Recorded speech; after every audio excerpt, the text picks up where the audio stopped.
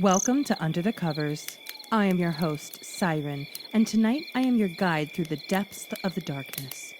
Pour yourself a drink, do some gardening, and curl up under the covers as we surrender into the abyss.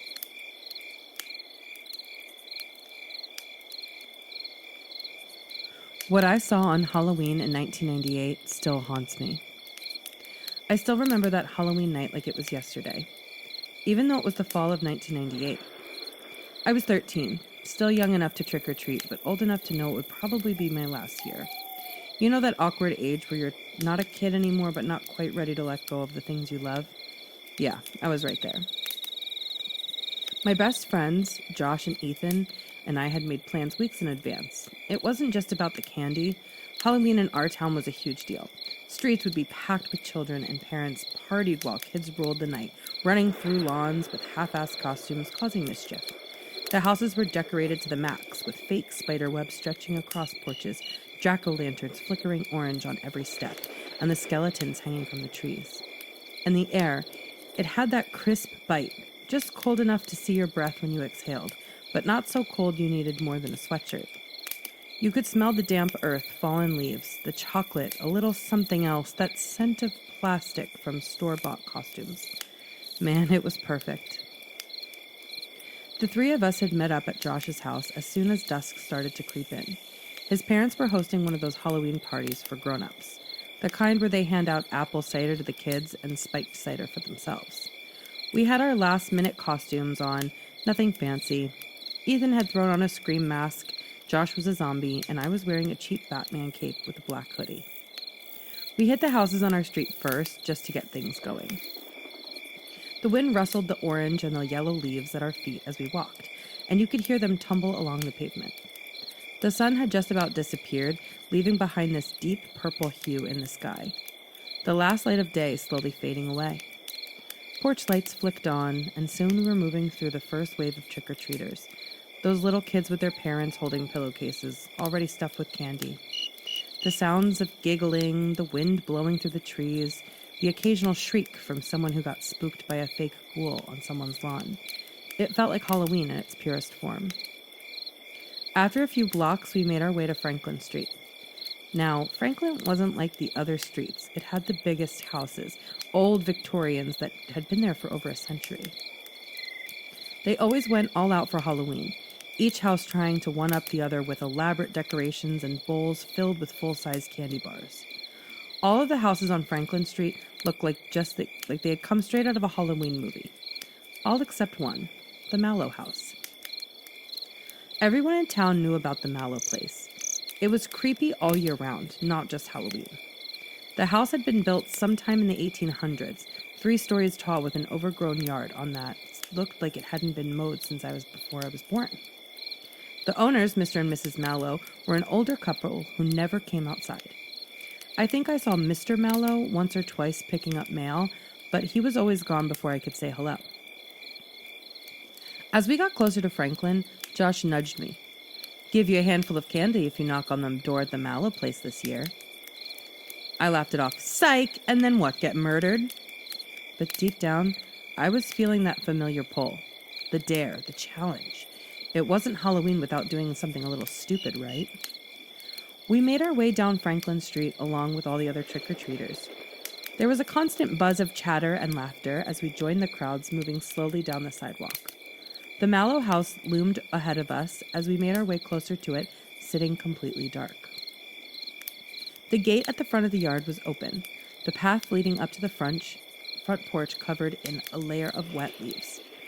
As usual, there were no decorations, no fake cobwebs, no plastic tombstones, no pumpkins. But it didn't need scary decorations. The house was scary enough on its own. I didn't even have to say it out loud. We all knew it was next. Josh and Ethan started slowing down as we got closer, and I could feel the shift in the air. The excited banter between us had faded to an awkward silence. It was that kind of house that no one really talked about, but everyone knew just to stay away.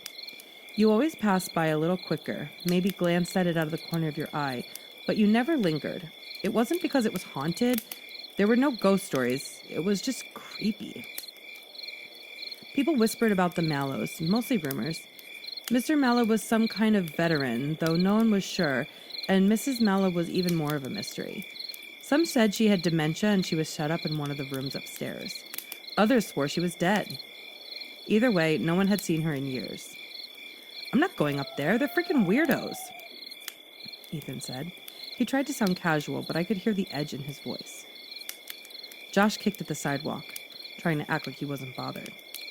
I glanced up at the house, a hulking Victoria with peeling paint, sagging roof, and windows that seemed too narrow, like they were squinting down at you. Every year that house stood there, untouched by Halloween spirit. No pumpkins, no lights, nothing. Josh, of course, wasn't going to let it go. He had this thing about proving himself, especially if Ethan and I were around. That year, we spent most of our afternoons watching Faces of Death tapes in his basement, trying to outdo each other's tolerance for gore. He'd never admit it, but he wasn't about the candy. It was about who would back down first. He nudged me, a grin plastered on his face. "I'll go if you go." My stomach nodded, but I wasn't about to back down, not in front of them. "Fine," I muttered, "but we're in and out. We knock, get candy, and leave." Ethan looked between us, clearly not thrilled, but he wasn't about to be the only one to chicken out. "Let's make it quick," he said. "I don't want to hang around this place." We crossed the street and made our way toward the Mallow house. The closer we got, the colder it seemed to get, as if the place had its own climate. I could feel the dampness in the air now, the earthy smell from the neglected garden mixed with the scent of old wood. Our footsteps crunched softly, and the sound seemed to disappear into the thick silence surrounding the house. As we reached the gate, we paused. The iron bars were rusty, and the gate itself hung crooked on its hinges, like it hadn't been opened in years. But tonight it was ajar, just wide enough for us to slip in. Josh, ever the brave one, was the first to step inside. The moment he crossed the threshold, the air seemed to thicken. I followed, feeling the weight of the atmosphere pressing down on me. Ethan brought up the rear, looking back over his shoulder every few seconds, as if expecting someone or something to jump out from behind the bushes. The porch creaked under our weight as we climbed the steps. I could see the door now, a massive oak thing with a brass knocker shaped like a lion's head.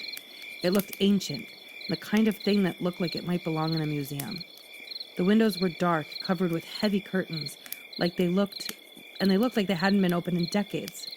I couldn't shake the feeling that we were being watched from behind them. I reached out and grabbed the knocker. I hesitated for a second, my hand hovering over the cold brass, before bringing it down with a thunk. The sound echoed through the house, hollow and unsettling. We waited. For a long moment, nothing happened. The wind picked up, rustling the leaves in the yard, but inside the house there was only silence.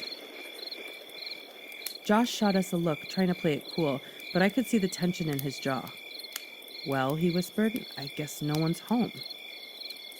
Ethan turned to leave. "Sorry, guys. Nope. Peace out." But before he could leave, we heard it. The faint creak of floorboards, like someone shifting their weight inside. We froze. Another creak, closer this time.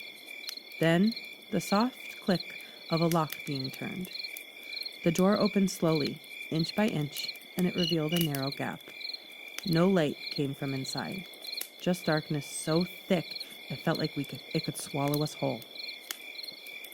And then, a voice, low and raspy. "Come in." I glanced at Josh, expecting him to make some stupid joke and bolt, but his face had gone pale. Ethan took a step back, muttering under his breath, "Hell no, man, no way." But before any of us could move, the door opened wider. Standing there in the doorway was Mr. Mallow. He looked even older than I expected, more skeletal. His skin was waxy, stretched tight over his bones and his eyes. You couldn't see them. They looked hollow, empty shadows cast around them like two black holes.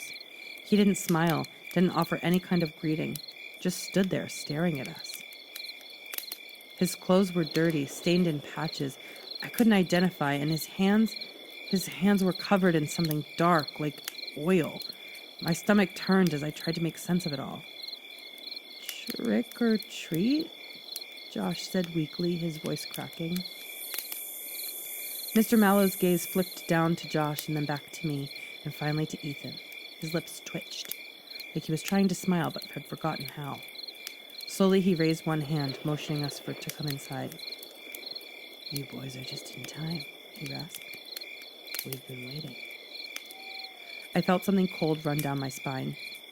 "We?" Ethan stepped back, his voice barely audible. "Let's go now." But before we could move, something shifted in the shadows behind Mr. Wallow. I couldn't see it at first, just the movement, something dark. Then, slowly, as my eyes adjusted, I began to make it out. It was Mrs. Wallow, or what was left of her. We stood frozen at the door, eyes locked on the sight before us. Mrs. Mallow was hunched over at the kitchen table, barely illuminated by the dim light. At first glance, she almost looked normal. Just an old woman sitting down for a quiet meal, her thin hands resting limply on the table, as though she'd been waiting for someone, waiting for us. But then I saw it, the way her body sagged like something inside her was giving way, crumpling. Her head lolled to the side, neck bent at an impossible angle, and her body seemed to deflate, slumping lower, as if gravity was pulling her apart piece by piece. Her skin, pale and waxy under the faint light, clung loosely to her bones, too loose, sagging in folds as though her flesh was simply draped over a frame, and it was barely holding together. She didn't move at first, just sat there, her empty eyes staring at us. But then there was the sound. It was low at first, a faint crinkling noise. Mrs. Mallow began to shift, slowly, horribly. Her legs seemed to twitch, her knees jerking unnaturally beneath the table as her whole body started to fold in on itself, collapsing in a slow motion. Her back arched, her spine pushing out against her thin skin, the bones grinding and popping as if they were breaking apart, rearranging themselves in ways they weren't supposed to. She was twisting, contorting, her limbs bending into unnatural angles as her body crumpled lower and lower until she finally poured out of the chair, hitting the floor with a dull thud. For a second, she didn't move, just lay there in a heap. Her limbs splayed out, her chest heaving in shallow, rasping breaths. Then, slowly, horrifyingly, she began to crawl. Her hands slapped against the floor, too fast, too eager, like some twisted animal skittering across the ground. Her skin, that loose, sagging skin, dragged behind her as she moved, sticking to the floor in patches, like it was melting off her bones. She crawled on all fours, her body twitching with each movement, but her head stayed locked on us. Those empty, hollow eyes fixed on us, unwavering, like she could see us even though there was nothing there behind them, nothing but blackness. Her mouth hung open, jaw unhinged, but instead of words, a wet, gurgling sound bubbled up from her broken, thick and choking. Like she was trying to speak, but something inside her was broken. I couldn't move. I couldn't breathe. My legs were locked in place, my mind screaming at me to run, but my body just wouldn't listen. She was getting closer. Too fast, her hands slapping against the floor, her joints popping and grinding with every jerking movement. And her face, God, her face, it was rotting, decaying, skin peeling away from her cheeks in thick, wet strips, revealing the gray flesh beneath. The stench hit us, thick and rancid, the unmistakable smell of something long dead, something that had been festering in the dark for far too long. Josh let out a strangled gasp, his voice barely a whisper, and he grabbed at my sleeve. "Run," he said with his words. "Now!" But I couldn't tear my eyes away from her. She was almost at the door now, her gnarled fingers reaching out towards us, clawing at the air, reaching out for us. Suddenly, her body convulsed, her back arching violently as her whole frame shuddered. She collapsed again, her head hitting the floor with a sickening crack. But she didn't stop. She kept coming, crawling, scraping, inching closer and closer. Josh was the first to break.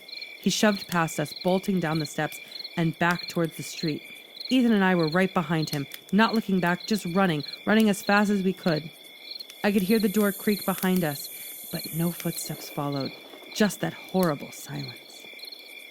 We didn't stop until we were halfway down the block, gasping for breath, hearts pounding in our chest. I glanced back at the Mallow house, half expecting to see them standing there watching us, or worse, chasing us. But the porch was empty. The door was closed. We didn't say anything for a long time, just stood there, gulping down cold air, staring back at the Mallow house, expecting something. But nothing happened. The place was dark and silent again, like it always has been. I could still see the faint glimmer of that dim porch light, but otherwise it was just a shadow on the street. Ethan was the first to speak. His voice was harsh, shaky. "What the hell was that? Did you see that? Was that... What was that?" Josh didn't answer. He was bent over, hands on his knees, still catching his breath, but I could see it in his face. He saw it too. He was more freaked out than I'd ever seen him. That cocky grin he always had was gone, replaced by the look of a scared child. I swallowed, my mouth dry. My brain was still trying to catch up with what I'd seen. That thing. That couldn't have been her. Not really. No one's body was supposed to look like that. The way she moved, the way she looked, the image was burned into my mind, and I felt vomit forming behind my throat. Josh straightened up, finally breaking the silence. "That wasn't normal," he said, his voice flat. "There's no way that was normal." "What do we do?" Ethan asked, his eyes wide, darting between Josh and me. "We can't just leave it like this. What if something else goes there tonight? That wasn't just some crazy old couple. That was..." Josh cut him off, his voice hard. "We're not doing anything. We're going home, and we're forgetting this ever happened." "Are you serious?" I blurted out. "We can't just pretend we didn't see that. What if something's really wrong in there? What if they need help?" Josh whipped around, glaring at me. "Did they look like they wanted to help you? That was messed up, man. I'm not going back there. You shouldn't either. It's not our problem." I opened my mouth to argue, but the look in Josh's eyes shut me up. He wasn't being a tough guy anymore. He was scared. Really scared. And maybe he was right.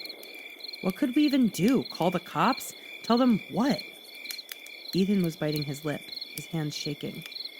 "Man, I just want to go home. Let's go."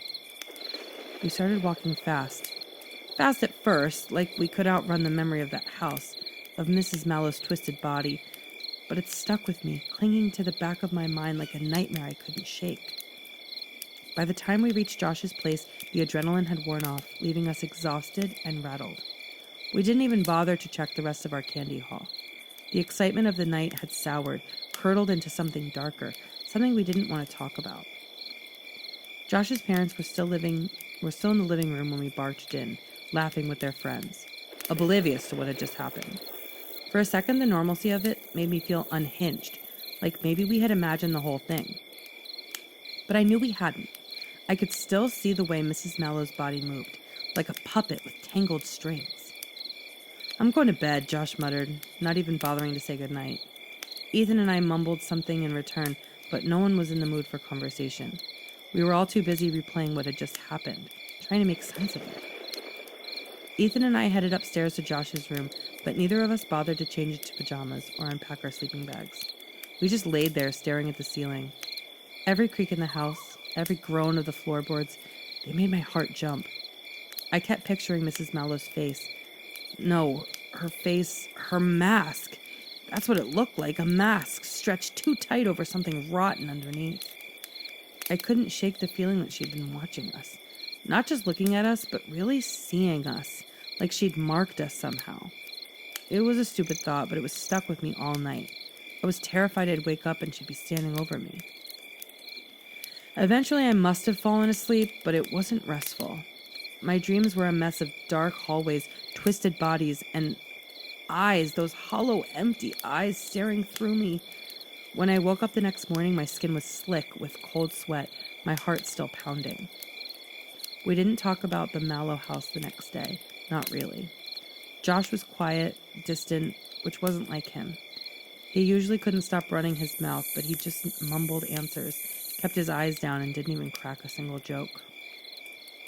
Ethan left early, muttering something about having to help his dad with yard work, but I knew he just wanted to be out of there. I didn't blame him. The whole thing felt like we had stumbled into something humans weren't supposed to see. I left soon after that, walking back to my house in that cold autumn sunlight, but the daylight didn't help. The world felt quieter, heavier. I couldn't rid the uneasy feeling of sitting in my chest like something bad was coming for me. That night I kept thinking about Mr. Mallow. He had said, "We've been waiting." Waiting for what? What had they to open the door for us? I tried to push the thoughts away, but they couldn't leave. Every shadow seemed a little too dark, every creak of the house a little too loud. I didn't sleep well for days. And then, about a week later, I heard the news. Mr. and Mrs. Mallow were dead. It wasn't until the smell started leaking out of the house that the neighbors called someone to check on them. They found Mr. Mallow dead in his recliner. He'd been dead for weeks. But Mrs. Mallow, they found her body upstairs in a chair, rotting. The coroner said she must have been dead for at least a year. Mr. Mallow had never told anyone. But I saw her. I saw both of them. We all did. That night, I swear we saw her moving, walking, staring at us with those dead eyes. I didn't believe in ghosts, but I couldn't explain what we saw. Josh wouldn't talk about it, neither would Ethan. We all just went back to living our lives, pretending like it didn't just happen. But it stayed with us, lingering in the back of our minds, a memory we didn't want, but we couldn't shake. The town boarded up the house and left it to rot. No one wanted to buy it. No one even wanted to get close enough to tear it down. But every year, near Halloween, when the air turns cold and the leaves start to fall, I think about that night, about what we saw, about what really happened in that house, that sound, that wet crunch of her body as it hit the floor. It's burned into my memory. I swear I can still hear it sometimes, like the echo in the back of my mind. I had been right. That was, in fact, the last year I ever went trick-or-treating.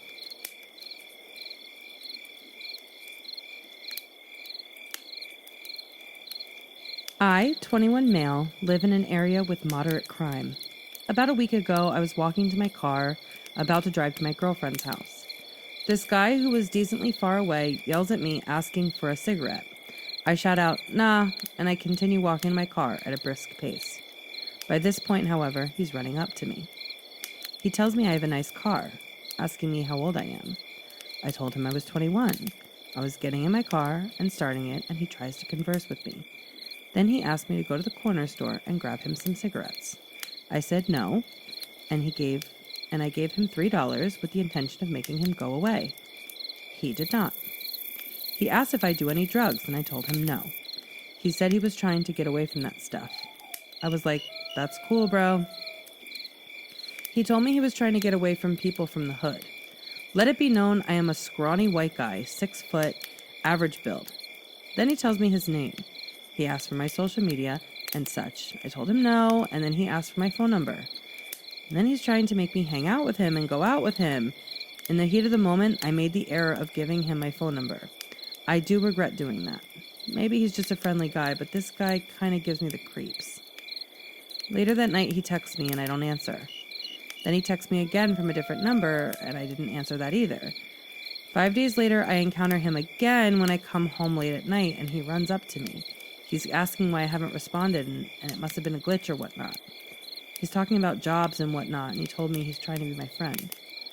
I feel like I obviously was nervous and apprehensive. He was repeatedly asking to hang out with me, and I was giving various answers to that, ranging from maybe, I don't know, to I'm busy. I'm not actually terribly busy. I don't work many hours. I hang out with my girlfriend at my apartment every afternoon. He's probably able to see my car in the lot most days. I told him I can't hang out in the afternoon as I'm busy. He may have good intentions, just trying to make new friends, but I feel as if this man is way too forward. The next day, which was yesterday, he FaceTimed me 6 times in total, from both of his numbers and the other number. He texted me today as well, and called me on FaceTime again. I let all the calls ring until they stopped. I'm pretty adamant about not being his friend, but considering he lives right near me, I don't know how it's going to plan out if I don't tell him straight up.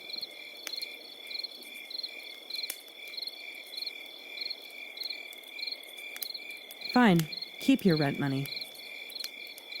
I'm a property manager and 1 year postpartum, so I returned to my company part-time. This is fun because I get to float around to different apartment communities who need help and just help where needed. In September, I helped at a property about an hour or so from my house. It's a bit of a drive, but fairly small property with relatively no big problems, so easy money for the day. I'm covering for a manager out on vacation, and of course, it's the dreaded 6th of the month. This means I'm handing out late letters, making calls. It's unfortunate. Definitely not my favorite part of the job, but it is necessary. The one thing I hate about floating is the residents don't know me well, so I'm delivering late letters and calling, and they don't even know me. Again, not my favorite part of the job, but it has to be done. So, here we go. I had about 10 late letters to deliver. It was all going normal and fine. Some people answer the door and say, "Yep, sorry, I'll have it paid and such a date." Another person didn't answer, so I left info on the door, but they flipped me off as I was walking away. All pretty normal stuff that comes with the job. I get down to about the 7th or 8th person. I walk up to this apartment, and I can tell from the outside the occupants have absolutely destroyed this home. I smell cigarettes, cat urine, and general mustiness before I even knocked. All blinds were broken, blankets up in the window, all the works. I get up to the door, do my normal quick knock, waited about 5 seconds, and was ready to post the notice to the door. Right as I was folding it up to put it between the door partly swings open. A gentleman wearing just his boxers and a cigarette hanging out of his mouth opens the door, but doesn't unlatch the security lock, as to not open the door all the way. "What do you want?" he says, as he's giving me a death glare, but also looking me up and down inappropriately at the same time. I explained that I was just here to deliver the late letters and that I would be on my way. As I'm explaining this, I notice he keeps looking over his shoulder, as if someone is standing next to him behind the door. I find this odd because as if someone is hiding from me, especially because this is a gentleman and he won't open the door all the way. I hear some whispering, and now I'm sure he is communicating with someone. The gentleman in the doorway asked me to wait, and he says he has things in his apartment that he needs looked at. I explain that I was just here for the letter, but he can send his photos into the office and that I would get the work orders in. He begins complaining about our maintenance team and states he really wants someone to take a look in person. At this point, I'm feeling really uneasy. Typically, I would enter and help no problem, but between the looks this guy was giving me and the creepy who knows what behind the door, I'm just not feeling safe at this point. I defer again, trying to make myself out to sound very unimportant, and just say I'm a floating person. I can't do anything without manager approval when she gets back, so really there's no point. At this point, something catches my eye upstairs. I see a window blind move. I notice 2 additional guys upstairs who are both staring down at me. I'm so uneasy I could be sick at this point. I tell the gentleman I won't be entering without maintenance or the property manager present due to it being an ongoing maintenance concern and there not being much I can do personally. He looks annoyed and finally slams the door in my face. I get back to the office and grab the maintenance supervisor for the property to chat things over regarding this encounter. The maintenance supervisor explained to me that there used to be an old man who lived in that apartment and that his son took over the lease after he died. He told me he has noticed a lot of strange activity and individuals around that home since the dad died, but he hasn't personally witnessed anything illegal yet, so he'll just let it go. He explained they plan to make the move when the contract is over due to a condition of the home alone anyways. While I cannot prove something horrible was going to happen if I entered the premises, this is by far the creepiest encounter I've ever had in the property management I've done in 7 years.